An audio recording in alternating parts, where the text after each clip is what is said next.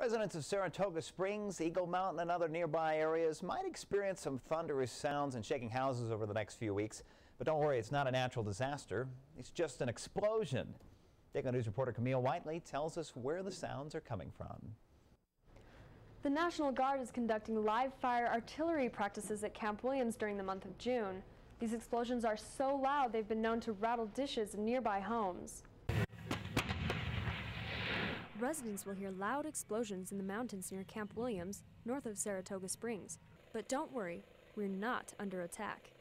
The National Guard is practicing their artillery exercises. As we're coming back to this range to shoot again, we wanted to make sure that the local community understands what we're doing, understands that it's safe, and understands the requirement of why it's a valid and critical need.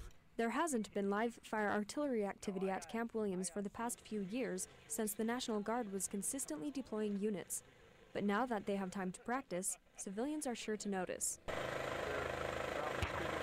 Their annual live fire artillery exercises include the firing of huge 32-ton howitzer cannons. These artillery exercises are more than just big explosions and big vehicles. It could take hundreds of people to maintain, supply, coordinate, and fire one howitzer. In wartime, soldiers use howitzers to clear a path through enemy lines to allow infantry to pass.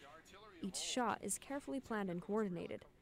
The guns have a firing range of about 30 kilometers. If you're gonna have a job, you might as well be on the gun. It's probably the best thing that I've done for the past 8 years. The mountains near Camp Williams make a perfect simulation area for a war zone due to the dusty terrain and its similarities to the Middle East.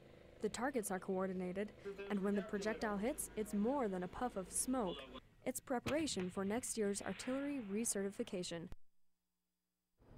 The artillery exercises will start beginning of June and continue through the end of the month. And on June 3rd, the public is actually invited to observe these artillery exercises at Camp Williams.